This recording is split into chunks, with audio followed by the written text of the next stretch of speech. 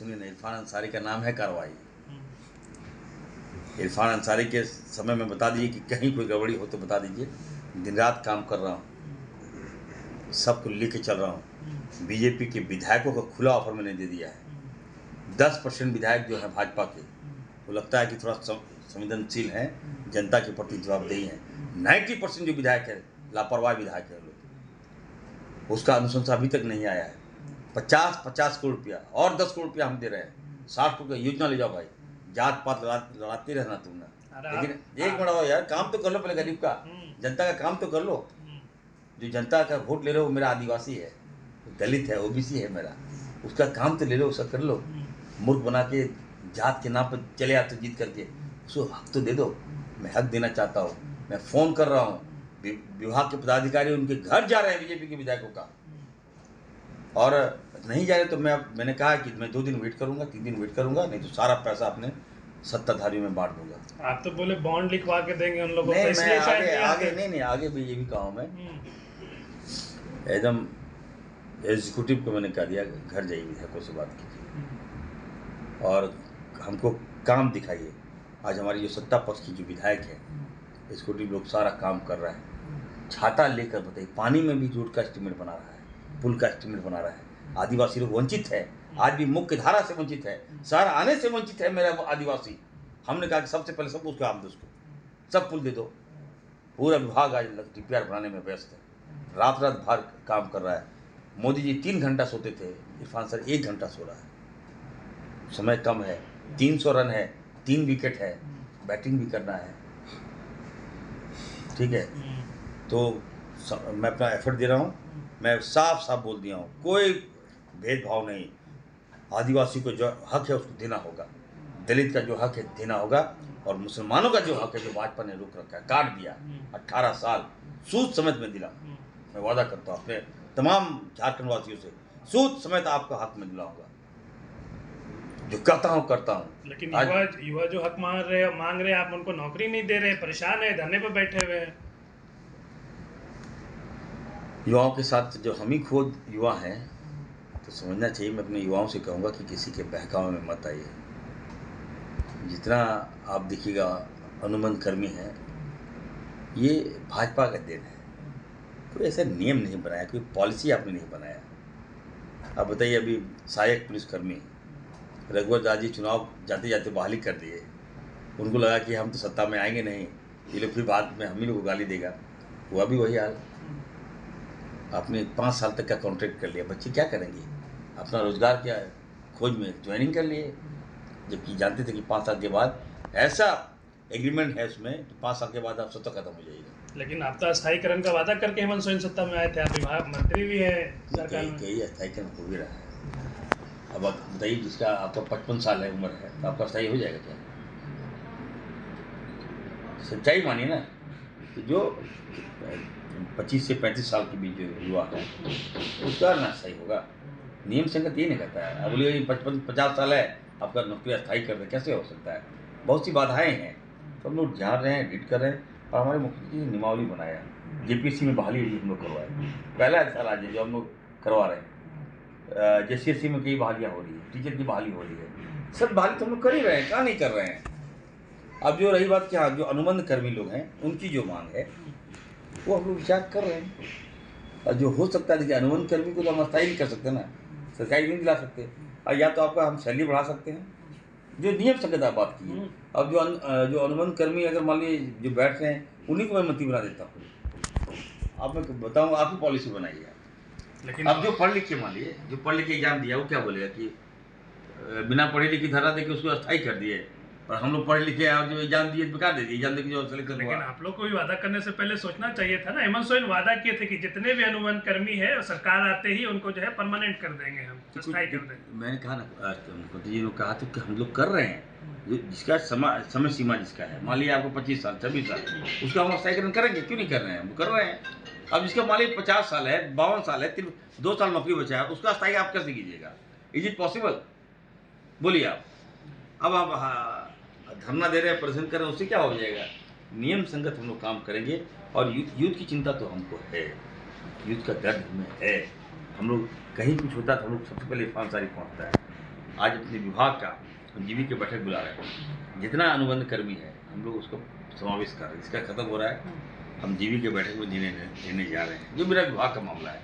तो इसमें हजार लोग हैं, याद रखिए। तो सबको हम समावेश कर रहे हैं। चलो भाई, आपको बेघर नहीं होने देंगे, आप झारखंडी हैं। मेरे विभाग में मेरा क्या जाता है, कलम चला देते हैं कलम से। मेरे कलम से अगर आपको आपके बाल बच्चे परिवार अगर पल जाए, नियम बना देने से आपको लाभ मिल जाए तो मैं बनाऊंगा। अच्छा, चुनावी साल है, कुछ महीनों में चुनाव होने वाला नहीं, घुसपैठियों की सरकार चल रही है, इस बयान को आप किस तरीके से देखते हैं? देखिए, मैं बार मैं कह रहा हूँ कि इस देश में भाजपा ने लगभग 25 साल शासन किया हिंदुस्तान में, लगभग, हो सकता आगे पीछे हो सकता है। झारखंड में बीजेपी लगभग 20 साल शासन किया। मतलब ये कहिए कि गरीबों के सीने पे, आदिवासियों के सीने पे, दलित मुस्लिम के सीने पे बुलडोजर चला के शासन किया। 20 साल, 4 साल हम लोग को सत्ता का मौका मिला, 20 साल ये लोग राज किया। 20 साल में मैं चुनौती देता हूँ बीजेपी के बड़े नेताओं को कि आप 20 को घुसपैठिया में दिखा दीजिए, लिस्ट भेज दीजिए हमको, हम जो कहेंगे आप, मैं चुनौती देता हूँ, मैं दावे के साथ कहता हूँ, 20 घुसपैठिया आप हमको लिख के बता दीजिए कि हाँ ये लोग घुसपैठ किया झारखंड में आया है। बेवजह मजाक मत कीजिए। आप ही लोगों को बोले घुसपैठियों की सरकार चल रही है। नहीं, आप घुसपैठ की बात करते हैं। अब हम सरकार चली, घुसपैठियों की बोलना आसान है, लेकिन आपको you have to prove it first. आपको बताना होगा कितना घुसपैठ, 20 घुसपैठिया नाम बता दीजिए। बदनाम मत कीजिए। हमारे भाई लोग, हमारी बच्चियाँ रो रही थी, एक कार्यक्रम में हम गए थे, एकदम थू कर रही थे भाजपा को कि घुसने नहीं देंगे हम लोग। हम जिस स्कूल में सभी धर्म के बच्चे पढ़ते हैं, उस बच्चे में लालचन हो कि बच्चा बोल रहा है कि तुम घुसपैठिया हो, तुम बांग्लादेशी हो, क्या मैसेज जाएगा? मंच पे पूरी सभा में एक बच्ची ने मेरा माइक छीन लिया, कहा कि आप नेताओं से शर्म आ रहा है हमको, क्यों आप लोग MP बनते हैं, क्यों आप लोग मुख्यमंत्री बनते हो, क्यों आप लोग मंत्री बनते हो, क्यों विधायक बनते हो, जब आप सम्मान नहीं दे पा रहे हो? मैसेज बच्चा में क्या जाएगा? आप एक समाज को अपमानित करके दूसरे समाज का दिल नहीं जीत सकते हो, याद रखिएगा। आप नीचा दिखा रहे हो, गरीब को हक आप काट कर बोल रहे हो घुसपैठिया। आप तो अच्छा कर रहे हो, चलो एक समाज जो है मेरा गोलबंद हो जा रहा है, नीचा मत दिखाओ भाई। आप ये सोचते हो कि आप मुसलमान को नीचा दिखाकर हिंदू आपको वोट दे देगा क्या?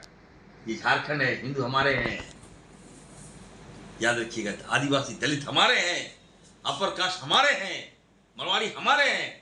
उनको भी खराब लग रहा है कि क्यों भाई बच्चे स्कूल में पढ़ते हैं तो क्या मुस्लिम नहीं है बच्चे? आदिवासी स्कूल में नहीं पढ़ता है क्या जाएगा मैसेज? रोज टीवी में खोलिए घुसपैठ। बंद होना चाहिए ये नाटक। और कभी भाजपा के नेता मुद्दे पे कहाँ बात करते हैं? आप आइए ना, बड़ा नेता हो या छोटा नेता हो, इनको लगता है बांग्लादेशी।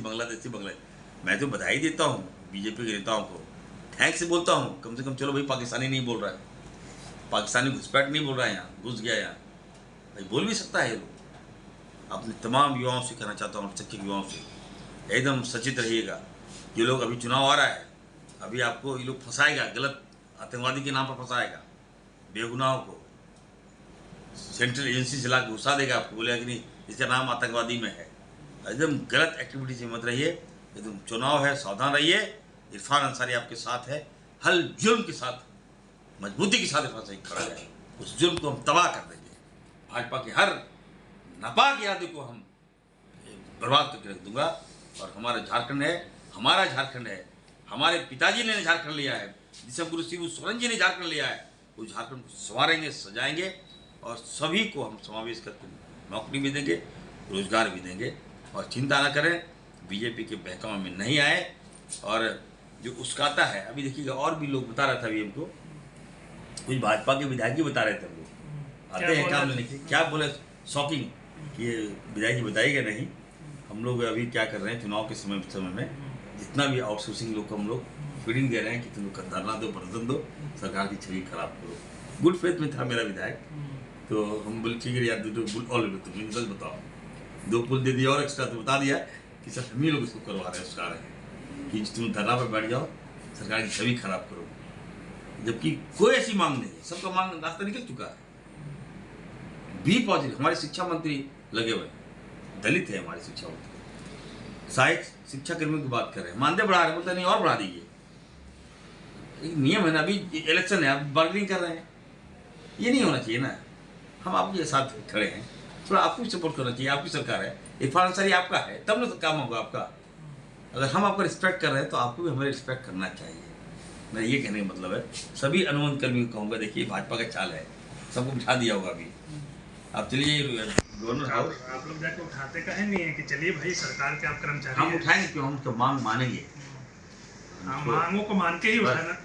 हम बार बार बोल रहे हैं, रास्ता खुला है, आप लोग आइए ना, इरफान अंसारी के पास आइए, सारे मंत्री के पास आइए। देखिए एकदम एक अच्छा सोच है इरफान अंसारी का, वो हमारे बच्चे हैं। मैं आपका काम करूँगा, सबका काम करूँगा, लेकिन थोड़ा सा समय कम है, आपको भी मेरी परिस्थिति और मजबूरियों को समझना होगा। धन्यवाद। ठीक है।